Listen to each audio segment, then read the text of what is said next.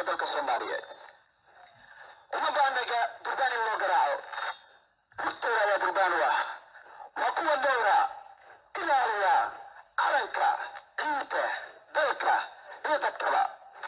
waa kuwii naftooda ka jeclaa qarankani waxaa soo socda kuwii awoowayaashooda iyo dhulkooda hooyo u rumeeyey qalbiyadooda waa kumandos waxaa soo socda kuwa shacabkooda dartiis si sharaf iyo ixtiraam leh ugu dadaalayay waxaa soo socda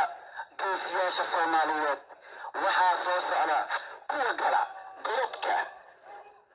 harooyinka gudaha sababtooda ayaa ka garan kartaa uma baahna durbaan iyo sacab in loo tumo waa kumandosta ciidanka xooga dalka Soomaaliyeed ciidan lagu xusi lahaa waa kuwii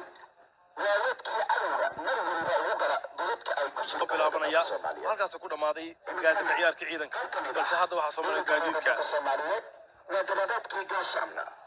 ee cadowga mar waliba ku jira saarka sandaa wadayaal waxaa soo galay gaadiidkii